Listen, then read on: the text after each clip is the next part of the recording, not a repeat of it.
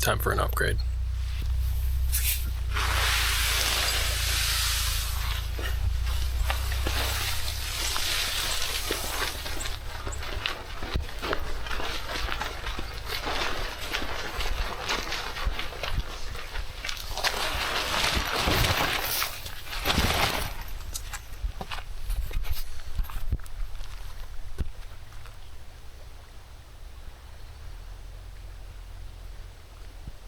So it's 7 a.m. It's Sunday morning, my third day here, and normally I would be checking out the sunrise that's going on right now, but the very nice gentleman who was camped at the end of this peninsula when we arrived had just left, and that gave me the opportunity to move my tent over here. I think it's safe to argue that this is one of the best sites in the area, and we just scored it for ourselves, so pretty stoked about that. Those poles that I put on top of my tent are typically used for nasty weather conditions, or if I use it in snow, they distribute the snow load a little bit, but what they also do for my tent is they make it freestanding, so I was able to put them on and then just lift my tent and carry it over here, which made that process a lot easier. But yeah, this is home for the next 3 days, and I'm going to be able to wake up to this view for three more mornings, which is awesome. In terms of plans, today's going to be more of an R&R day. We're probably going to be staying at the site today, which is obviously fine with me. Yesterday we drove all the way from the west entrance of the park all the way over Logan Pass and around to Many Glacier and back, and the drive was just absolutely beautiful, but it's also about three and a half hours each way, so we were in the truck for a really long time yesterday. That road, going to the Sun Road, you need permits to drive it between 6 a.m. and 3 p.m. So what we did is we just arrived at the gate at 3 p.m., which worked out pretty well, so we were able to get right in without any permits or passes. Although my legs are a little sore today because Erik has so much stuff in his truck that I'm not able to adjust my seat very far backwards, so we're riding in the hunched forward position for about 6-7 hours yesterday, so I'm a little sore, so rest day is much needed. We're having another absolutely beautiful morning in terms of weather. It's nice and warm but not hot. It's like just a little cool but so comfortable. There's just a tiny breeze. Really ideal weather, and then it gets nice and warm during the day. We're probably going to go swimming today. The reservoir temperature is about 65 degrees from what I can tell online, but it feels really nice. Yeah, I couldn't ask for better weather on this trip. It was a little rainy when I showed up, but it's just been perfect since then, and I haven't been able to get a weather update because there's very little service around here, but I think that this nice clear weather is going to continue through to when I leave on Wednesday morning, so everything is working out very well so far here in the middle of the trip.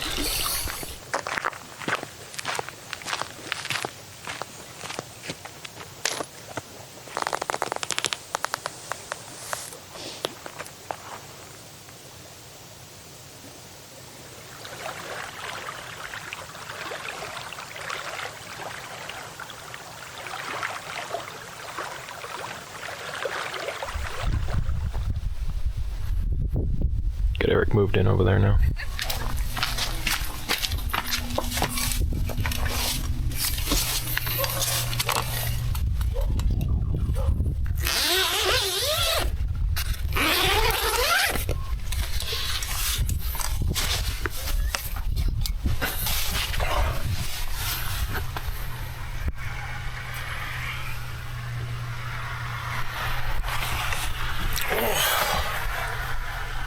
Yeah, this ain't bad.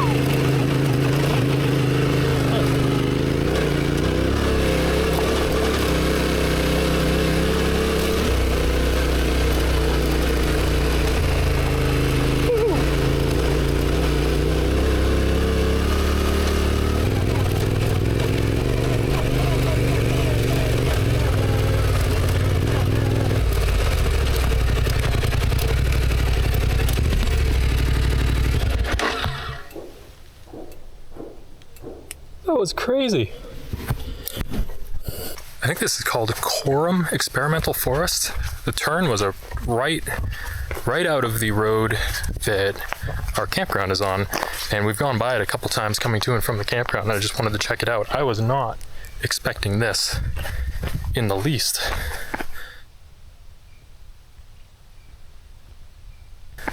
It was about 11 miles, and in half an hour we climbed from 3,800 feet, which is where the lake is at that we're camped on, to now we're at 6,400. So that was pretty cool.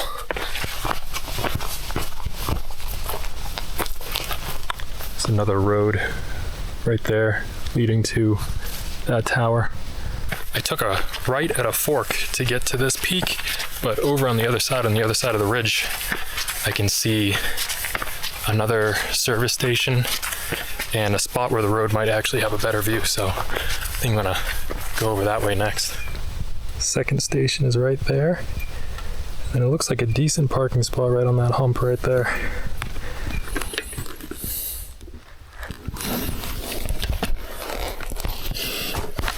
Oh my god, I did it again. Oh.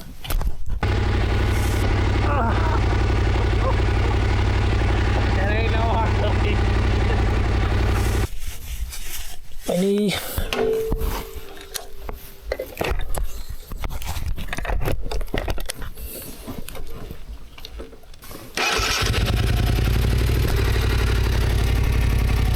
Oh, I'm out of gas. I got blinking E. Maybe we should just go right to the campsite then. I downloaded maps. I don't want to explore anymore with no gas. So we should go back to the campsite. Hopefully we'll go 34 minutes.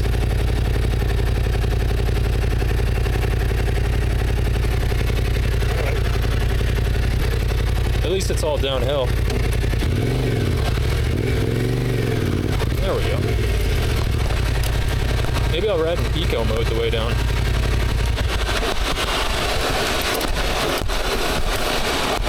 Don't need the engine on to go downhill.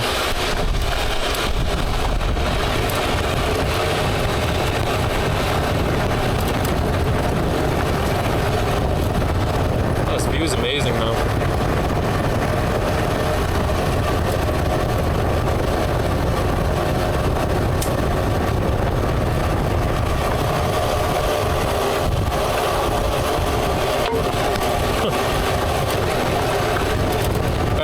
See how many of the 11 miles we can do without turning the bike on.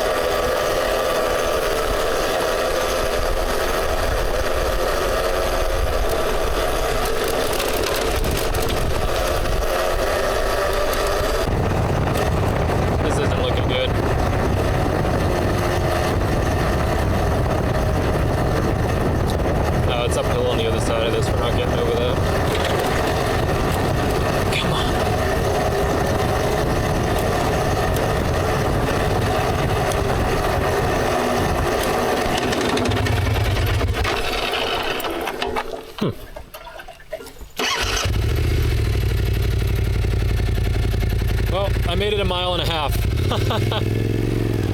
Thought we'd go further. Now that I'm over that hill, I can probably shut off again now.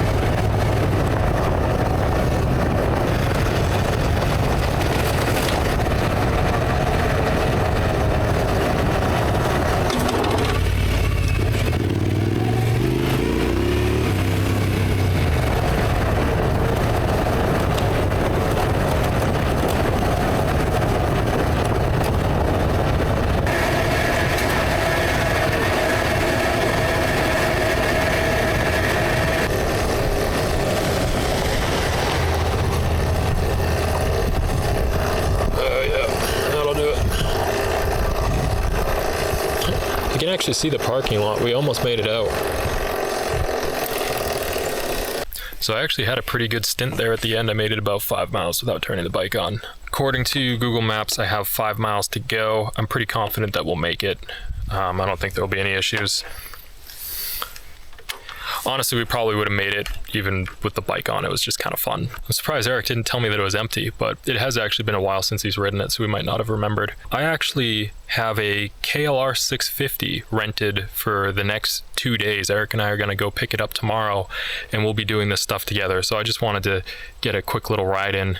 I'm pretty sure he's taking a nap right now or something, so I didn't want to just sit around at camp and do nothing. But yeah, I looked at the map, we ended up at Desert Peak. So that turned out to be a pretty cool trail up a mountain that I just took randomly. I didn't plan this at all. I'm gonna head back now. I kind of want to take Erik's kayak out onto the lake. I think it'll be the only opportunity that I have to do so, because Erik and I will be on the bikes for the next couple of days, and then I go home Wednesday morning, so that'll be pretty much it for this trip. Oh, and a small piece of channel trivia. This helmet is the helmet that Erik wore when we went to Newfoundland, Canada. Yeah, he's kept it all this time. He lets his passengers use it. Anyway, yeah, let's get back.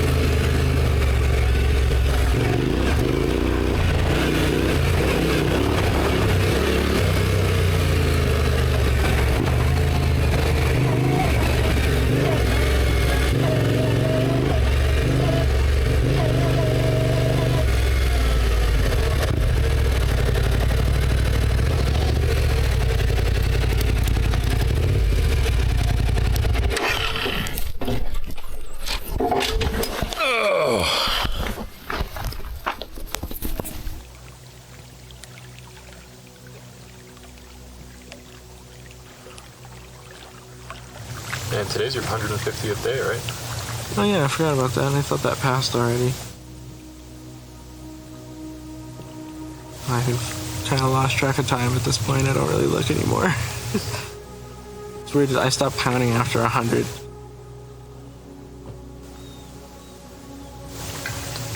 And can you just give me like an overall timeline of the trip you did this year?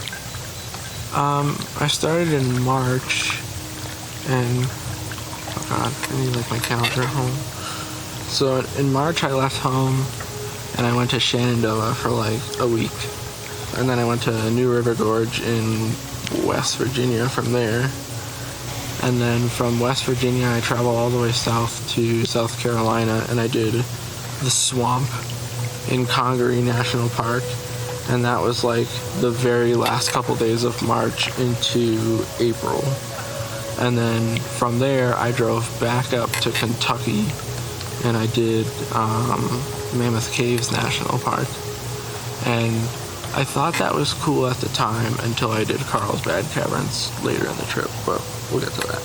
From there I went to Missouri and I did Gateway National Park, and then from there I traveled down and around to Arkansas and I did Hot Springs National Park, and I caught a giant PR breaking fish called a wiper like a half an hour before I got the best views of a solar eclipse probably I'll ever see in my life while I was in my kayak out on the lake. That was awesome. From there I drove out to one of the most remote national parks in the country, which is Big Bend, and it was so crowded there that I ended up staying in the rest area because I couldn't find a place to stay. And then the next day I finally figured out that I could stay in the state park Big Bend Ranch, like to the left of it, and I could just drive the bike an hour in every day to see the national park, and that worked out. From there, I drove more west, and I went to the Guadalupe Mountains National Park, which was right next to Carlsbad Caverns. That's a forest crackling hopper. They're pretty cool. I did the mountains first, and that's where I met Rosa that I was talking about. We hiked that mountain together and got to the top, and you could see like the salt flats out in the distance and stuff. It was pretty cool.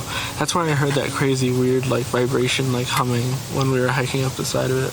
It felt like what I would imagine an earthquake would sound like if earthquakes made noise and didn't just shake the ground. But yeah, I like literally was like, am I going crazy? So I like look back, and there's like 10 people hiking with me, and I'm like, everyone else hears that too, right? I'm not crazy. And they're just like with all like wide eyes and fear, like, It happened for like 15 minutes straight, and then it just disappeared. Nothing ever happened. It was like a nuke went off in the distance. It was crazy. Then Rosa left. She moved on. She went to White Sands. She was moving way fast. She was doing the same stuff as me in order, but she was moving like twice as fast as me, so I knew I would never catch up to her again. I did Carlsbad, and I ended up doing the like do-it-yourself tour, and it was like 2.5 miles or something like that, and that was the coolest cave I've ever seen in my life, still to this day. It was crazy cool, and you could do it by yourself too, on your own schedule for like, without a national park pass, I think it cost me $1. Yeah, that was awesome. From there, I went to White Sands, like towards the end of April now. So White Sands, I was at White Sands for about almost a week, but not quite, like just a working day week, 5 days.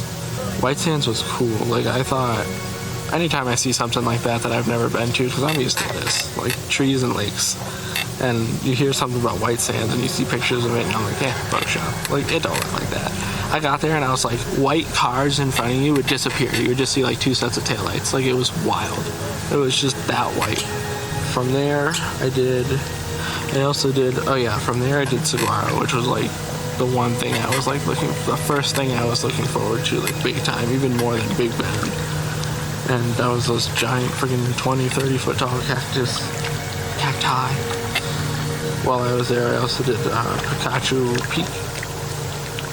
Picacho Peak and the Superstition Mountains. I was there for a while. That was the first place I stayed more than 6 days. Most places I stayed like 6. Big Bend I stayed like 7. But this place I stayed 9 or 10, I think. So I was there for a while. And then from there I went to Sedona. This is gonna be a long video. From there I went to Sedona, and that was like the first week of May. From Sedona, I went to the Grand Canyon. From the Grand Canyon out to Cali, or Southern Cali, like Joshua Tree. From Joshua Tree, I went to Death Valley in like mid-eastern Cali. And then I did Sequoia National Park, I came in and saw Mount Whitney, and then went around and did Sequoia National Park, and then Kings Canyon. Kings Canyon was like the last week coming into June. So then I was in my next spot after Kings Canyon was Yosemite National Park. But yeah, Yosemite I stayed a while. I stayed a little over a week in Yosemite into the first week of June. From there I went to Mammoth Lakes, which was a very strange place. I don't know. I thought it was going to be like this, and it was not. It was like a desert. It was like this with like deserts around the lakes. I don't know how else to describe it. It was still like this, but it wasn't only like this in the mountains. Like around the lakes, there was like a good half mile of desert, like spiky shit and cacti and stuff. It was weird. From there, I went to Vegas, which was the first hottest place on my trip. I got to Vegas for like 5 days in a heat wave, and it was, I think the lowest day temperature while I was there was 105, and then I think the lowest night temperature was like 89, and my bike broke down there like 2.5 hours away from camp. I was riding Atlas all the way to a fossil national monument in the north end of Vegas, and I was staying in Poverty Flats way down in the southeast corner, so like opposite, basically diagonally. And I had gotten like 15 minutes from the fossil national monument, and I pulled over to call mom, and my tire just goes, and the parking lot, and I was like, are you kidding me? It was so hot that the side of the tube melted inside the tire. It was 115 when that happened. I actually rode Atlas a mile down the road to an Advanced Auto and parked it in the back of an Advanced Auto where there were cameras. I had to take a 55-minute Uber back to the start of the road that where I left my trailer, my campsite was on. It's like off-road to where my trailer was, and I wasn't gonna make the Uber fucking off-road his minivan. He had like a new Sienna. So I was like, yeah, just drop me off here. I wasn't thinking. I open up the door, hop on the ground, he drives off, and I was like, my campsite is about a mile away from here in the open flat top of a plateau, and it's like this. And I looked down and it's 109 degrees, and I was like, oh, what did I do? I hiked a mile and I was baking. I was like, this is great. Oh, that was awful. And from there I went to Zion, and Zion was really cool. I was glad I got to do Angel's Landing in Zion.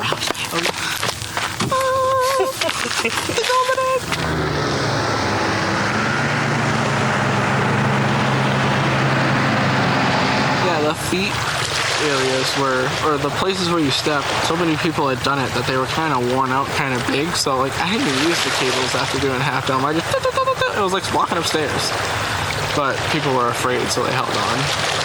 But yeah, you get to the top and it's just like a rock cone, and we had a sandwich up there and stuff, and you have a view down the whole corridor of Zion. It's pretty cool. Yeah, from there I went to Lake Powell, which was okay. It was pretty cool, but the best part about it was just like the weather at night. That was probably the best weather on my trip as far as like beautiful things to see. With rainbows and monsoons and sunsets clashing together. Yeah, from there I went to northern New Mexico and I did the Bisty Badlands and I don't know if I'm pronouncing it right, but the Ashe Le Pa Wilderness or something like that. Where I saw like Alien Throne, which is pretty cool.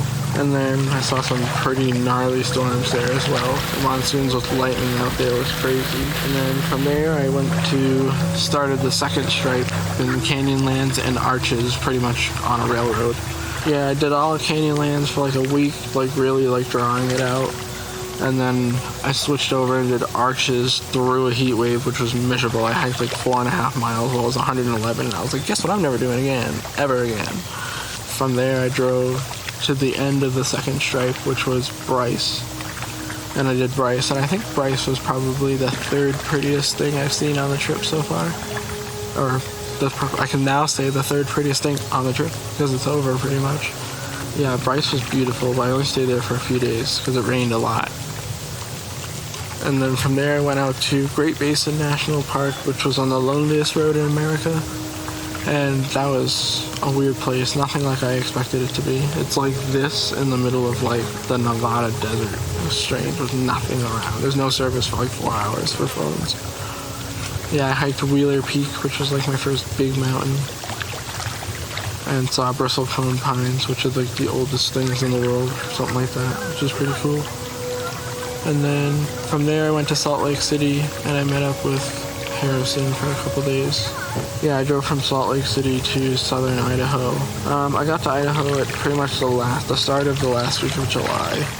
Yeah, Craters of the Moon was there. It was cool, but I think for someone like Hunter that I brought, it was really cool, but for me at this point in my trip, I was like, Black Mountain. So I was just like, yeah, it's alright.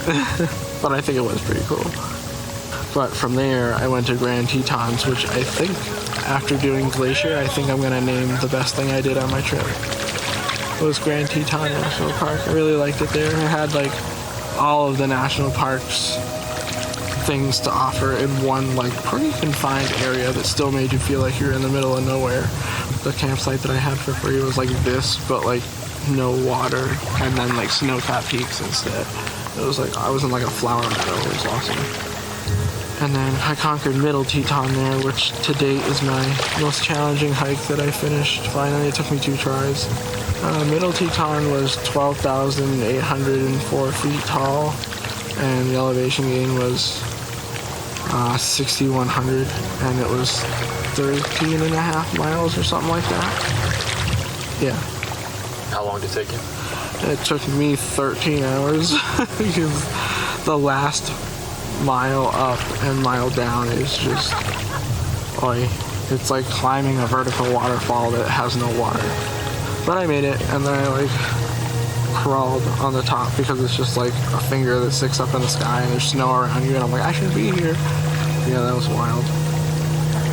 And then from there I went to Yellowstone, which I think I'm gonna label, I want to say it's tied for white sand, but because of how diverse it was and how many different things it had to offer, I would say Yellowstone was the most unique on the trip, but white sands came close because like nothing else was like white sands either. Tetons was 2 weeks ago from now, and then Yellowstone was like the second week of August until last week, and now we're in Glacier National Park. And based on seeing Glacier so far, I'm like, I think it's really cool and it's really pretty, but I don't think there's anything super unique about it. It's very like, I haven't seen any mountains that make me go, I want to hike that. They're kind of just like, they're really cool, but they're all the same. I don't know. It's just my take on it. But you can't beat a campsite though. I have no complaints. Don't get me wrong. There was a lot of hype around this national park, and then you go in with crazy high hopes, and if it's even a little less than that, you're like, yeah. So.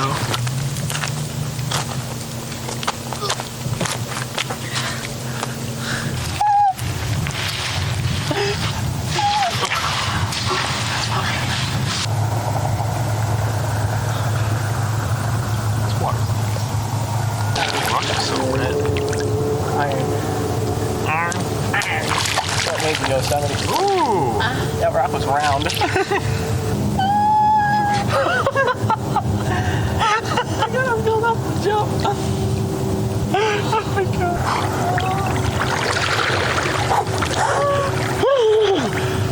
Woo! Oh yeah. Oh, it's not that bad. I told you. Well.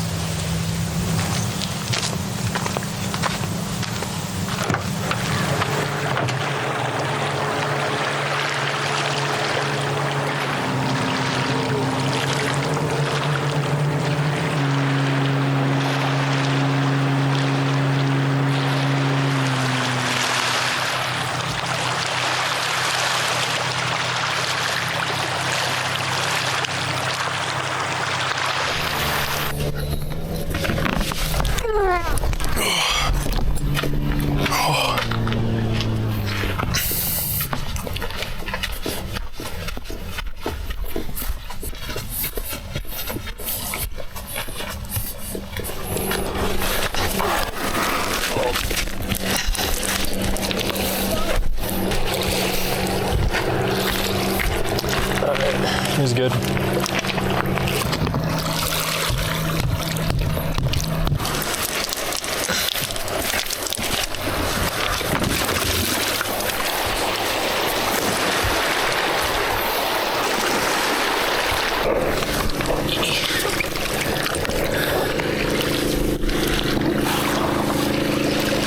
Hey!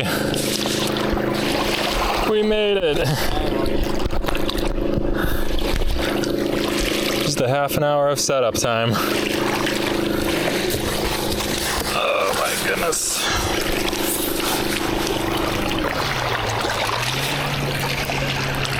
Bye!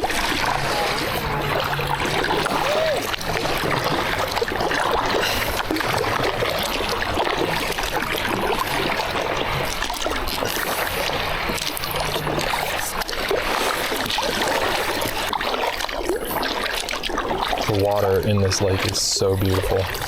It's this kind of turquoise green color. It's pretty incredible.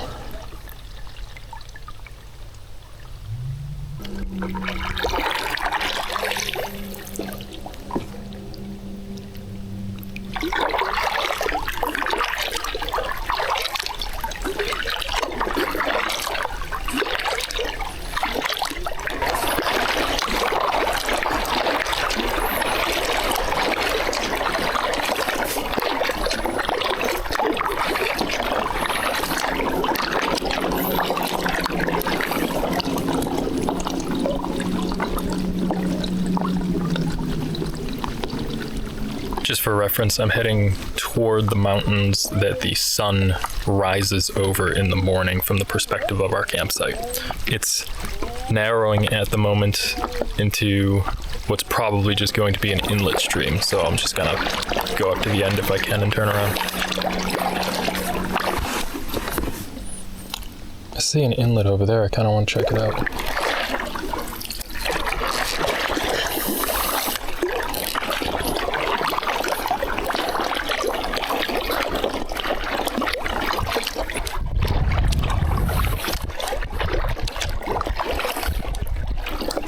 Wow, cold breeze is coming down from there. It's actually pretty chilly. Very hot out there. And this is just very, very cool. I think this tree laying down might block me from getting in. We'll see.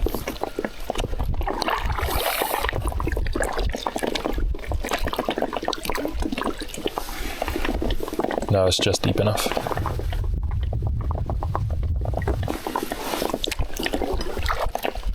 Oh, it's chilly in here.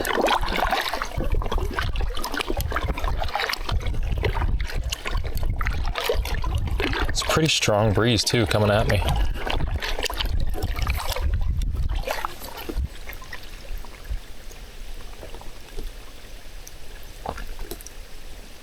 I can hear water coming in, but it's underneath all that rubble there.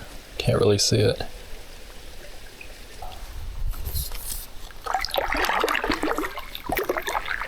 Wow, that is beautiful.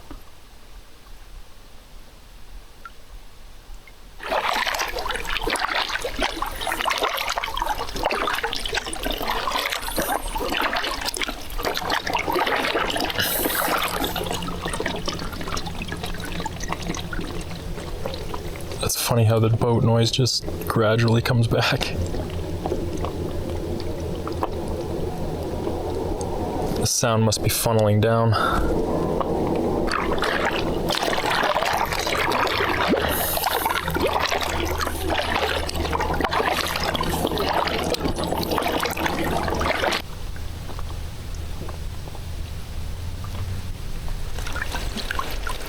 Oh, that's the end up there. I'd go check it out, but someone's parked right up there and I don't want to bother them. I can see just fine from here. Gosh, it is pretty.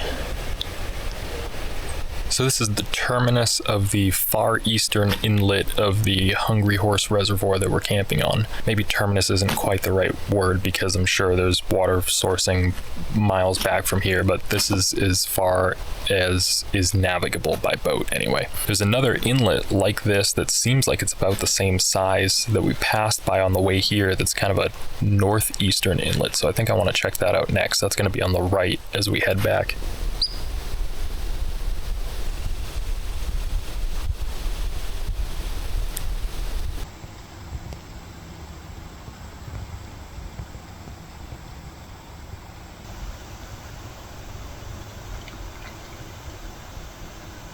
I was sitting here just enjoying the moment, and I heard the faintest rustling coming from that direction, and I looked over and I saw him.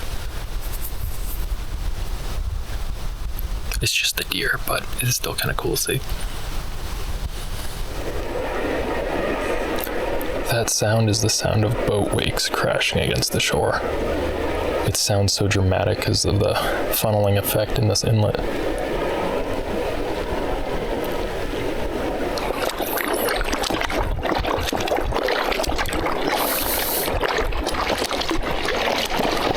This must be the northeast inlet.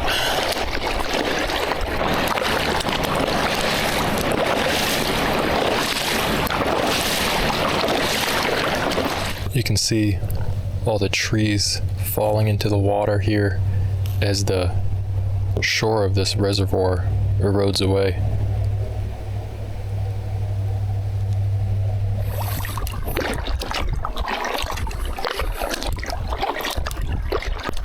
More right there.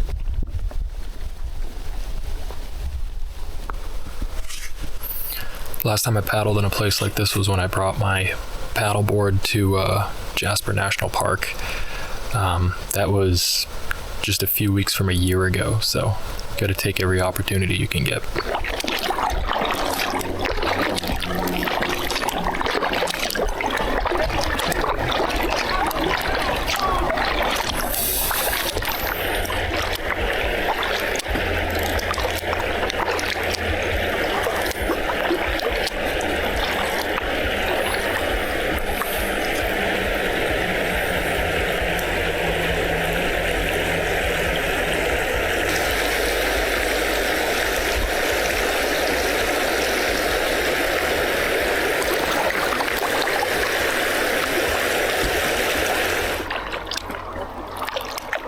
So I think what probably happened here is the dam that created this reservoir was built, the reservoir filled, and now this shoreline that didn't used to be a shoreline is just slowly eroding away. That's probably why you see trees down facing the water, and it's probably why the embankment at our campsite is so steep. I imagine that in a few years, the place where my tent is right now probably won't exist anymore. So if I ever come back, it'll probably look completely different than it does today. Anyway, we're just over 6 miles and just past 7 p.m., so I'm just gonna beeline it back to the site. I'm thinking I'll get there around 8 o'clock, as long as I'm consistent, which will give me roughly an hour to get this boat put away. How do you say goodbye to a moment like this?